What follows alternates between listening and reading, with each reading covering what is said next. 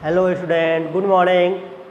AOD में अपन उदाहरण number 10 शायद मैं कल भूल गया था, आज उसको बता दे रहा हूँ। उदाहरण नंबर 10 को मैंने डिस्कस नहीं किया था, ध्यान नहीं आया था, मैं डायरेक्ट आगे चला गया था। तो 10 को देखिए, आपको दे रखा है यहाँ पर, वह अंतराल ज्ञात कीजिए जिसमें फलन आपको दिया हुआ f(x) बराबर में sin x minus cos x वर्तमान या ह्रासमान हो, जबकि x 0 से पाई के बीच में हो, 0 से पाई के बीच में हो। क्वेश्चन इम्पॉर्टेंट है और एग्जाम में आ भी सकता है, क्योंकि इसमें थोड़ा सा आपको त्रिकोणमिति का कॉन्सेप्ट लगेगा। समझ गए बात को? बात करते हैं। यहाँ पर आपको क्या दिया है, f(x) बराबर में दिया है sin x minus cos x। अब बताना है कि इस अंतराल में 0 से पाई के बीच में बात करनी है अपने को। किस में बात करनी है? 0 से पाई के बीच में sin x minus cos x किस इंटरवल में इंक्रीजिंग होगा और किस इंटरवल में डिक्रीजिंग होगा। तो हमें इंक्रीजिंग या डिक्रीजिंग ज्ञात करने के लिए फर्स्ट आप क्या करते हैं, उसका अवकलन करते हैं। तो यहाँ से इसका यदि आप डिफ्रेंशिएशन करते हैं तो f' बराबर क्या मिलने वाला है, यहाँ पर sin x का डिफ्रेंशिएशन क्या मिलता है आपको, cos x मिल जाता है। और cos x का क्या होता है, माइनस sin x। cos का क्या होता है, माइनस sin x। तो आगे लगा हुआ है माइनस, माइनस माइनस क्या हो जाएगा, प्लस हो जाएगा, प्लस sin x हो जाएगा। ये हो गया f'(x). अब जहाँ पर यदि मैं आपको बता दे रहा हूँ, यदि कहीं पर आपको cos x plus sin x लिखा हो, उसको हम चेंज कर सकते हैं। कैसे, देखना ध्यान से। क्या मैं यहाँ पर √2 cos x और नीचे √2 लिख दूँ तो कोई प्रॉब्लम होगा? इसका मान कितना हो जाएगा, 1 प्लस इसको मैं लिख सकता हूँ ऐसे, इधर भी √2 sin x बटे में कितना हो जाएगा, √2। ये हो गया। अब यहाँ से ध्यान से देखो आप, तो क्या हो रहा है, √2 तो गायब हो जाएगा, कोई प्रॉब्लम तो हुआ नहीं। हम क्या करेंगे, जो ऊपर का √2 है दोनों में, उसको कॉमन ले लेंगे। तो कॉमन ले लिया मैंने, तो क्या बचा, अब बच जाएगा, इसको मैं आगे लिख दे रहा हूँ, sin x इंटू में 1/√2 प्लस ऐसे लिखूँगा cos x इंटू में 1/√2।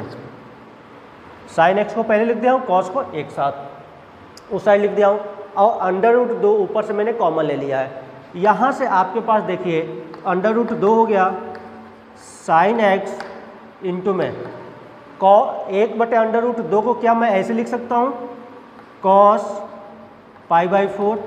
cos π/4 क्या होता है, cos 45 का मान क्या होता है, 1/√2, ऐसे हो जाएगा। प्लस यहाँ पर बात करूँ, cos x तो रहने देता हूँ, 1/√2 को मैं लिख देता हूँ sin π/4।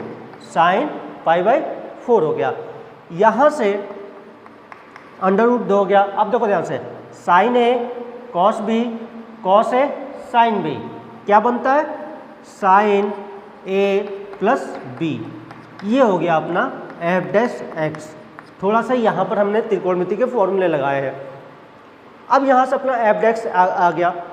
हमें जब भी इंक्रीजिंग या डिक्रीजिंग बताना हो तो क्या करते हैं, उसका निकालते हैं क्रांतिक बिंदु। क्या निकालेंगे, क्रांतिक बिंदु। तो क्रांतिक बिंदु के लिए क्या होगा अपना, क्रांतिक बिंदु के लिए क्या हो जाएगा आपका, f'(x) बराबर क्या होगा, 0 है। f'(x) बराबर क्या होगा, 0। यहाँ से हो गया अपने पास √2 sin x प्लस π/4 बराबर कितना हो गया, 0। √2 से भाग दे दिया, गायब। अब बात करता हूँ x प्लस π/4 बराबर 0। अब साइन को उधर ले जा रहा हूँ, तो ये क्या बन जाएगा, x प्लस π/4 बराबर में sin इनवर्स 0। sin inverse 0। अब यहाँ से स्टार्ट होती है अपनी कहानी।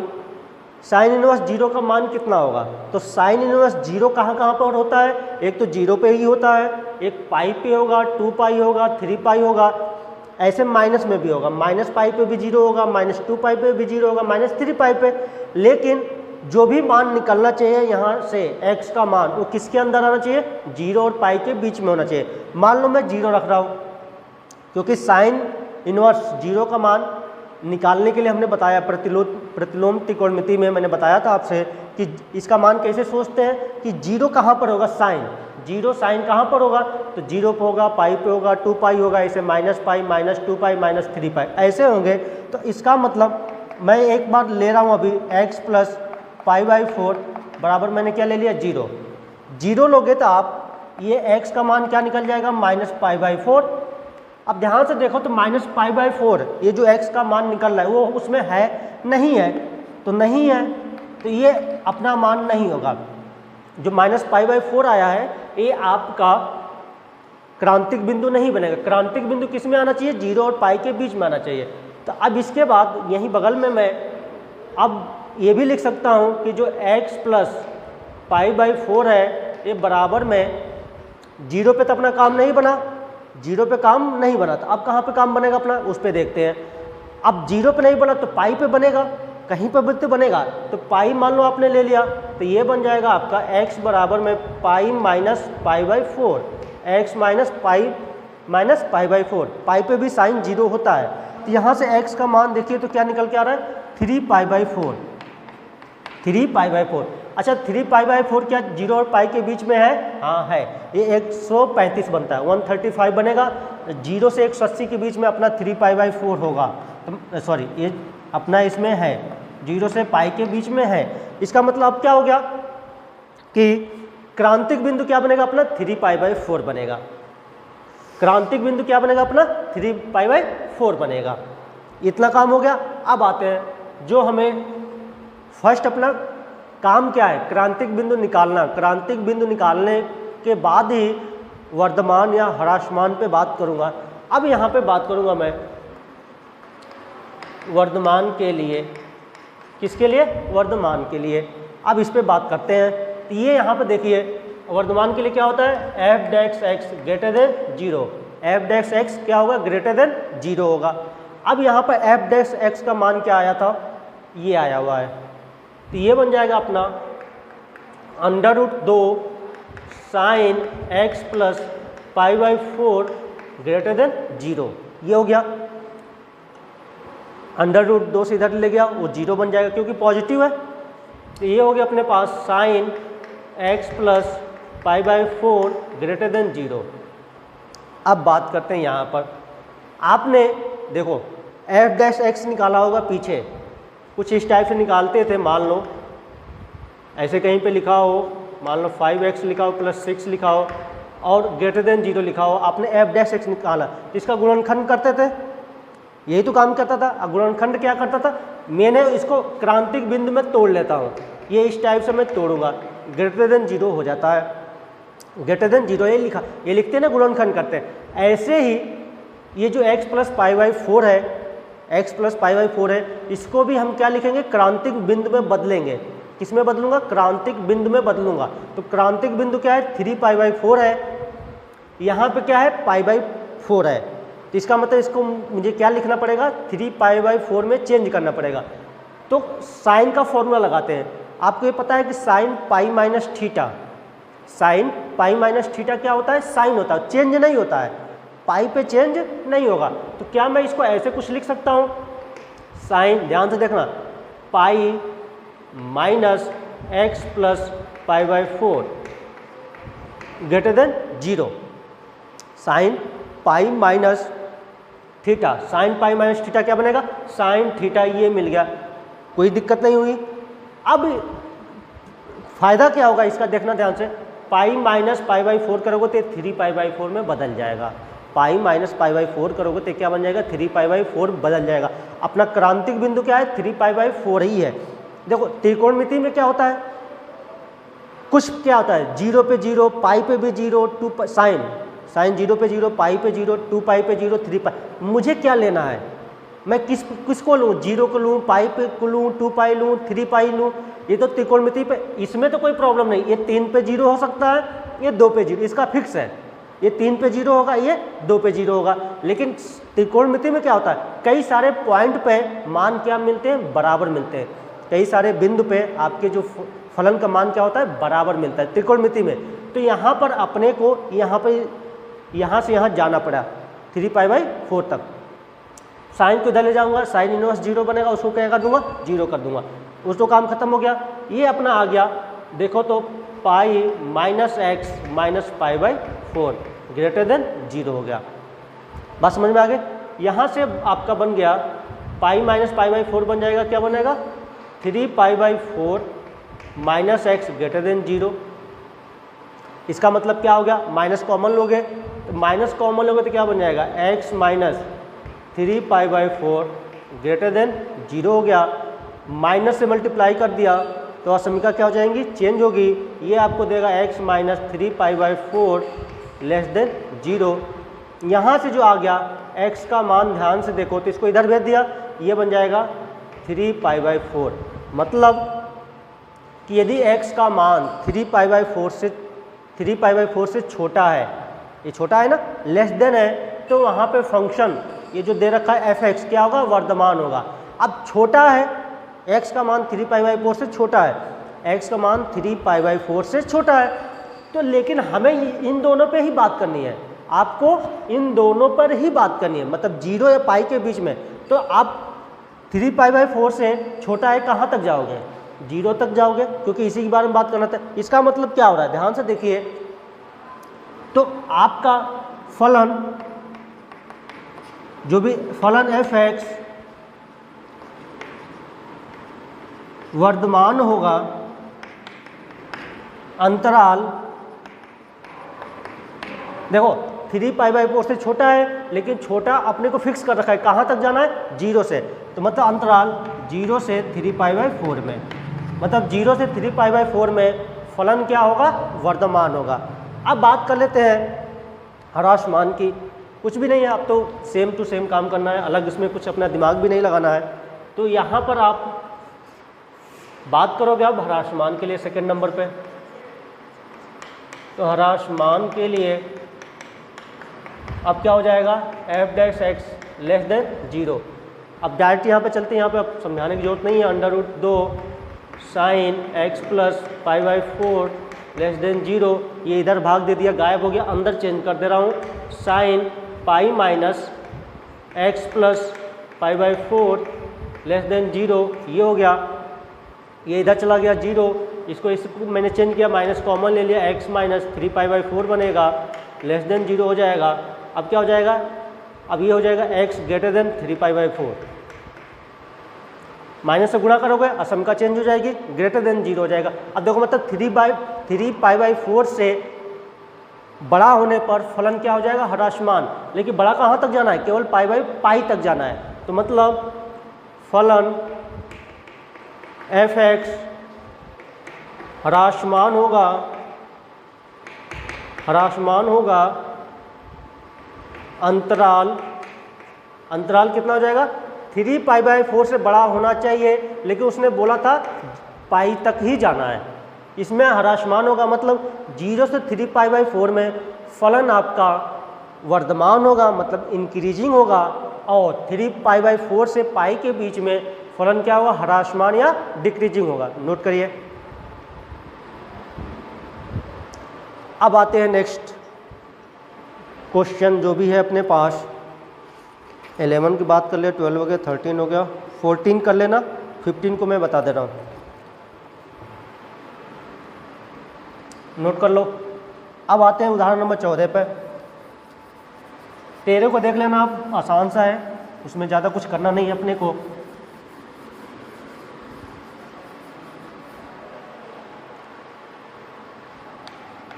उदाहरण नंबर 15 पे बात करता हूँ। 14 में देख लो, मैं एक बार डिस्कस कर दे रहा हूँ आपसे। 14 को देखिए, सिद्ध कीजिए कि अंतराल -1,1 में फलन f(x) दे रखा है x² माइनस x प्लस 1 ना तो वर्धमान है ना ही ह्रासमान है। तो आप इसका अवकलन करोगे, क्रांतिक बिंदु क्या मिल गया, 1/2। क्रांतिक बिंदु क्या मिल गया, 1/2। 1/2 मतलब 1/2 पे फलन का नेचर बदलेगा। फलन यदि 1/2 तक आ रहा होगा इंक्रीजिंग, बाद में डिक्रीजिंग हो जाएगा, डिक्रीजिंग हो रहा होगा तो इंक्रीजिंग हो जाएगा। तो इसमें देखो ध्यान से, तो -1 से 1/2 में कुछ आ रहा है ह्रासमान, अब वर्धमान आ रहा है 1/2 से 1। मतलब मैंने बताया था किसी एक अंतराल में वर्धमान और ह्रासमान दोनों मिल जाते हैं तो बोलते हैं कि फलन इस अंतराल में क्या है, नहीं ना तो ह्रासमान है ना ही वर्धमान है। बात समझ में आ गई आपको? इसमें दोनों मिल रहे हैं, -1 और 1 के बीच में दोनों मिल रहे हैं, तो ये बोलूँगा कि -1 और 1 के मध्य फलन ना तो वर्धमान है ना ही ह्रासमान है, दोनों मिल रहे हैं। ठीक है, देख लेना। अब बोला है उदाहरण नंबर 15, ये इम्पॉर्टेंट है। ए के वह मान समूह ज्ञात कीजिए, ए के मान ज्ञात करना है आपको, सीधी सी बात है, जिसके लिए अंतराल आपको दे रखा है, इंटरवल दिया हुआ है आपको 1,2 में ये जो f(x) है, f(x) x² plus ax plus 1 Varthaman है। क्वेश्चन ये बोलना चाह रहा है, ये आपसे सवाल में ये बोलना चाह रहा है कि a के वह मान ज्ञात कीजिए, a के वह मान ज्ञात कीजिए जिसमें इस अंतराल में ये फलन f(x) क्या होगा, वर्धमान होगा। a के किस मान के लिए, किन मानों के लिए, ये भी हो सकता है a के किन मानों के लिए फलन f(x) वर्धमान होगा इस अंतराल में, तो फंक्शन इंक्रीजिंग होगा इस इंटरवल में, 1,2 में इंक्रीजिंग होगा। a के क्या मान होंगे, ये आपको a का मान निकालना है। बात समझ में आ गई? तो यहाँ पर थोड़ा सा आपको सोचना पड़ेगा। पहले तो अवकलन कर देते हैं, क्योंकि वर्धमान के लिए क्या होगा, f(x) का मान क्या होना चाहिए, >0 होना चाहिए। तो उस पर पहले बात कर लेते हैं। x के सापेक्ष अवकलन करने पर, x के सापेक्ष अवकलन करने पर, तो यहाँ से अपने पास क्या आ गया, f(x) आ गया, ये बन जाएगा 2x प्लस a। बात समझ में आ गई? अब यहाँ पर फलन f(x) वर्धमान होगा यदि f(x) क्या होता है, >0 होता है। f(x) क्या होता है, >0 होता है। मतलब क्या हो जाएगा, 2x प्लस a >0 हो जाए, 2x प्लस a >0 हो जाए। मतलब यदि 2x प्लस a का मान 0 से बड़ा है तो फलन क्या होगा, वर्धमान होगा। अब बात करते हैं ये अंतराल जो दे रखा था अपने को, अंतराल दिया हुआ है 1,2, इस पे बात करनी है, इसी के बीच में बात करनी है। अब सुनो बात, अच्छा ये जो f(x) निकाला है हमने, उसका सबसे छोटा मान क्या हो सकता है, सबसे छोटा मान। और एक बात ये भी समझ लो कि ये जो फलन क्या है, रैखिक समीकरण है y बराबर x का, तो y बराबर x का मान ये नीचे से ऊपर जाता है, इंक्रीजिंग तो होगा ही है, देखो ध्यान से, तो ये इंक्रीजिंग है। तो यदि आप देखो सबसे छोटा मान लो 1 पर यहाँ पर है, 1,2 पे बात कर रहा हूँ, y बराबर x का मतलब इसका ये तो ग्राफ नहीं बनेगा, ग्राफ यूँ बनेगा, कुछ a पर है तो कुछ आपका -a/2 से जाएगा, ये कुछ ऐसे जाएगा।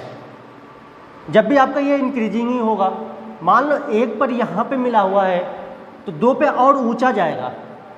यहाँ पर फलन का ग्राफ 1 पर यहाँ पर है तो 2 पर और ऊंचा जाएगा, नीचे नहीं आने वाला है। तो आप सुनो कि f(x) का मान, न्यूनतम मान कितना हो सकता है, सबसे छोटा कितना होगा, 1, सबसे छोटा कितना होगा, 1। तो यहाँ पर ध्यान से देखो f(x) का, उसने ये बोला है कि a के कितने मान ऐसे होंगे, a के कितने मान ऐसे होंगे जहाँ पे फलन क्या होगा, वर्धमान होगा। ग्राफ तो इसका इंक्रीजिंग का ही बनना है, नीचे से ऊपर ही जा रहा है, लेकिन आपको तो लिखना पड़ेगा a का मान, x का मान नहीं, a का मान। f(x) का न्यूनतम मान x बराबर 1 पर होगा, न्यूनतम होगा x का मान, इधर लिख देना चाहिए था मुझे, x का मान न्यूनतम x बराबर 1 पर होगा। सबसे छोटा 2 पे तो और बड़ा हो जाएगा, 2 पे तो और ऊपर चला जाएगा, हमें सबसे छोटा लेके चल रहा हूँ 1 पर, तो x का मान क्या होगा, f(x) का न्यूनतम मान x बराबर 1 पर होगा। बात समझ में आ गया? तो इसका मतलब इसमें अब क्या रख दे, केवल हम x बराबर 1 रख दे रहा हूँ, x बराबर क्या रख दूंगा, 1।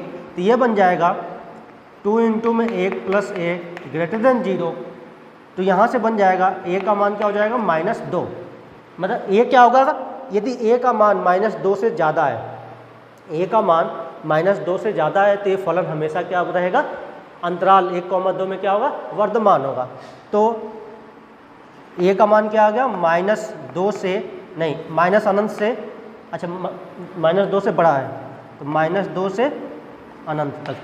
इसमें यदि आप मान a का मान ले रहे हो तो -2 से अनंत के बीच में कोई सा भी a का मान रखोगे तो ये फलन 1,2 में क्या बनेगा, आपका वर्धमान बनेगा।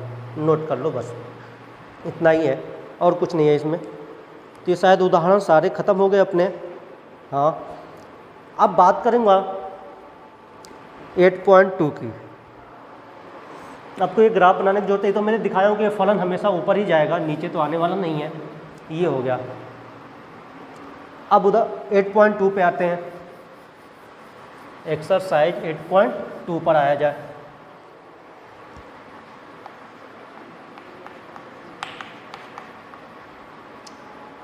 अब इसमें सारे क्वेश्चन तो बताने नहीं है, ये तो निकाल लो कि सिद्ध कीजिए कि x² अंतराल 0 से 0 अनंत में वर्धमान तथा अंतराल -अनंत से 0 में ह्रासमान होगा। इसको देख लेना आप। और वैसे तो आप देखो तो ग्राफ, यदि बोर्ड के एग्जाम ना देना हो तो ये तो देख कर ही बता, x² का ग्राफ बना लो, यूं ये बनता है। तो देखो इधर से ग्राफ नीचे आ रहा है, देखो नीचे आ रहा है तो ह्रासमान है। क्या है, ह्रासमान है। किधर से, -अनंत से 0 तक क्या है, ह्रासमान है। और 0 से इधर देखो ग्राफ ऊपर जा रहा है, ग्राफ क्या रहा है, ऊपर जा रहा है। तो 0 से इधर -अनंत में क्या होगा, वर्धमान होगा। यही बोला हुआ है कि 0 से अनंत में इंक्रीजिंग है और -अनंत से 0 तक में डिक्रीजिंग है। काम खत्म। लेकिन आपको किससे बताना है, अवकलन से, क्योंकि आप अवकलन का अनुप्रयोग पढ़ रहे हो, एप्लीकेशन ऑफ डेरिवेटिव। सेकेंड को देख लेता हूँ थोड़ा सा। इसमें आप अवकलन कर लेना, f' > 0 कर लेना, हो जाएगा, आसान सा है। सिद्ध कीजिए, प्रूव डैट, आपको दिया हुआ है f of x equal to में a⁴x, और उसने बोला है कि a का मान 0 और 1 के बीच में है, r में ह्रासमान है।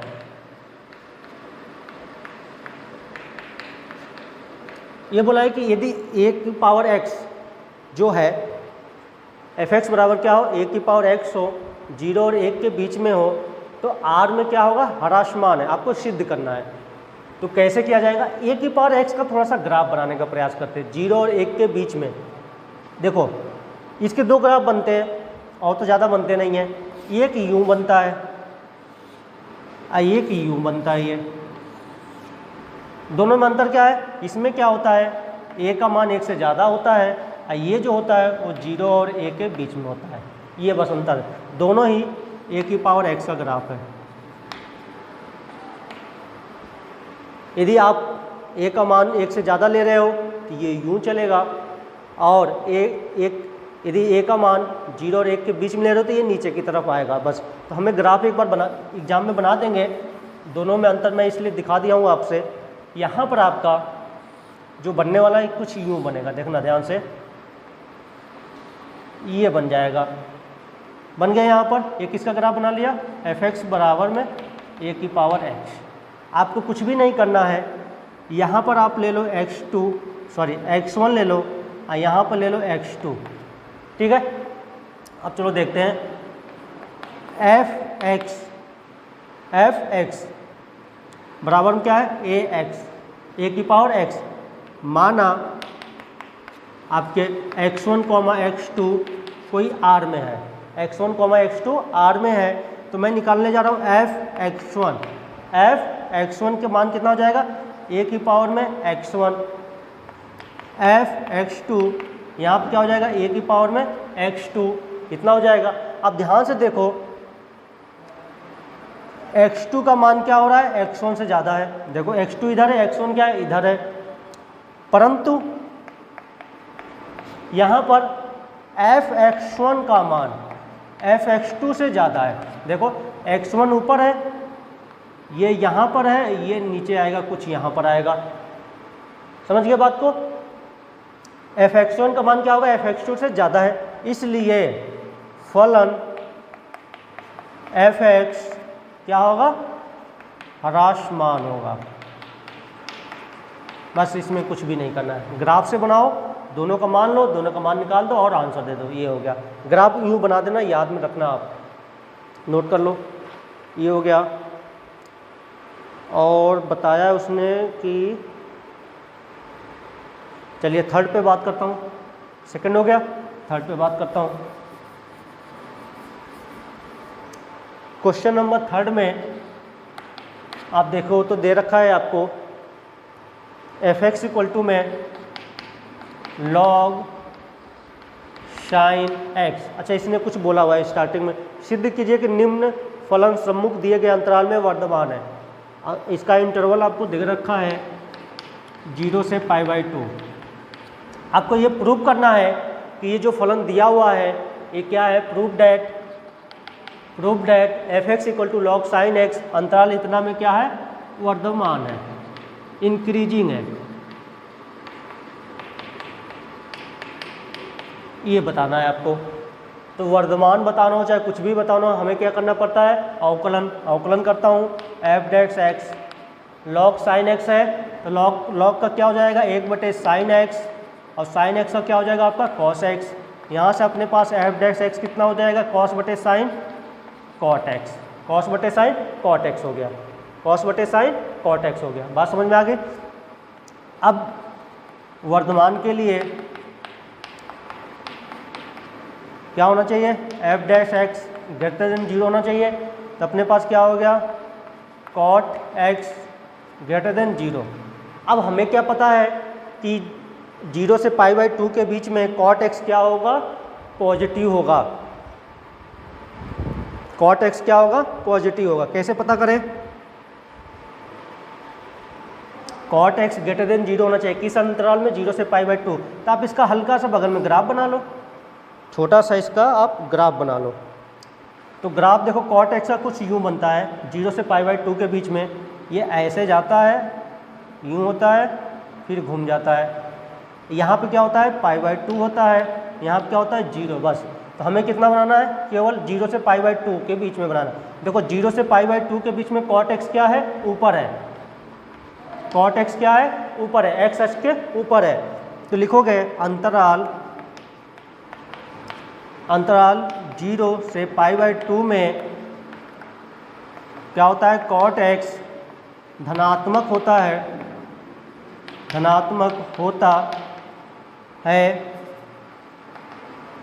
इसलिए f(x) अंतराल 0 से π/2 में क्या होगा, वर्धमान होगा।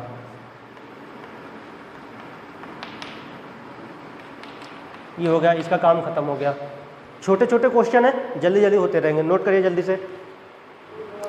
आप इसको कर लेना क्वेश्चन नंबर 4 को, लेकिन इसमें साइन आ गया, चलो दिखा दे रहा हूँ साइन को। त्रिकोणमिति के फॉर्मूले आ जाते तो उसमें दिक्कत हो जाती है आपको।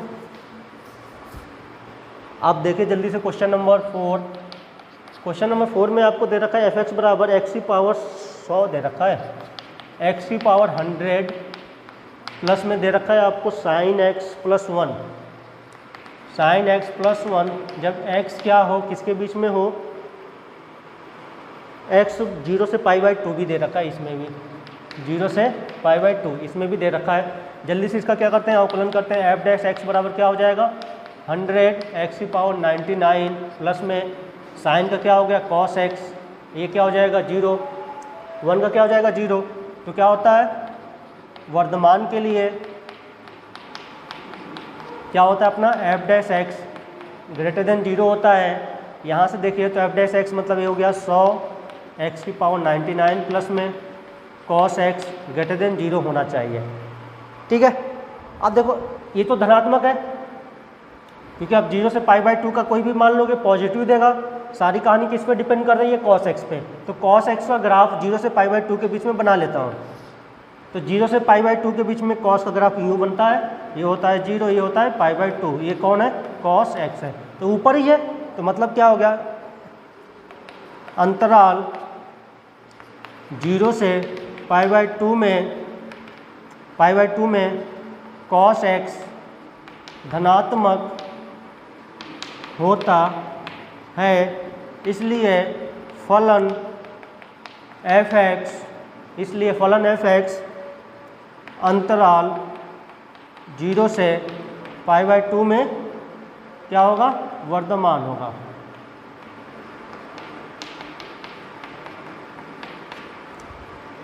नोट करो जल्दी से।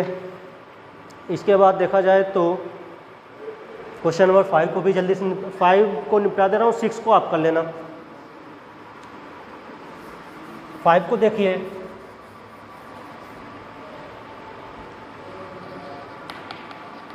क्वेश्चन नंबर 5 में आपको दे रखा है कि एफ एक्स बराबर में दे रखा है आपको, क्या दिया हुआ है, x - 1 e की पावर x, x - 1 e की पावर x प्लस 1, ये दिया हुआ है जब x का मान क्या हो, ग्रेटर देन 0 हो। ये दे रखा है पूरी कहानी में, x - 1 e की power x plus 1 greater than 0। तो आपको थोड़ा सा एफ एक्स बराबर इसको और अच्छे से लिख लिया जाए तो ये बन जाएगा x e की पावर x माइनस e की पावर x प्लस 1, गुणा कर दिया हूँ और कुछ नया नहीं किया हूँ। ये बन जाएगा आपका एफ डैश एक्स बराबर में, अब इसका गुणनफल का फॉर्मूला लगा देता हूँ, x e की पावर x प्लस e की power x into 1 minus e की पावर x, ये 1 का क्या हो गया, 0। यहाँ से देखिए एफ डैश एक्स क्या हो जाएगा, e की पावर x कॉमन ले रहा हूँ तो कुछ गायब भी हो जाएगा शायद, ये तो गायब ही हो गया पूरा ही, कॉमन लेने की ज़रूरत ही नहीं है, x e की पावर x, और जब x का मान क्या हो, ग्रेटर देन 0 हो, ये बोला हुआ है, ये है। अब क्या होगा वर्धमान के लिए, क्या होना चाहिए, एफ डैश एक्स क्या होना चाहिए, ग्रेटर देन 0 होना चाहिए। अब ध्यान से देखो, e की पावर x का आपने ग्राफ देखा हुआ है, ये तो x अक्ष के ऊपर ही है, हमेशा धनात्मक है, ये तो हमेशा पॉजिटिव है। सारी कहानी किस पे डिपेंड कर रही है, x पे। और देखो x का मान उसने क्या बोल दिया है, धनात्मक, चूंकि x ग्रेटर देन 0 है इसलिए फलन एफ एक्स, इसलिए एफ डैश एक्स, हमें तो एफ डैश एक्स पहले दिखाना है, एफ डैश एक्स चूँकि x ग्रेटर देन 0 इसलिए फलन एफ डैश एक्स, फलन नहीं लिखना, एफ डैश एक्स सदैव धनात्मक है, सदैव धनात्मक है, इसलिए यहाँ से हो जाएगा एफ एक्स वर्धमान होगा, फलन क्या होगा, वर्धमान होगा। नोट कर लीजिए, 6 तक हो गया, 6 तक मैंने बता दिया।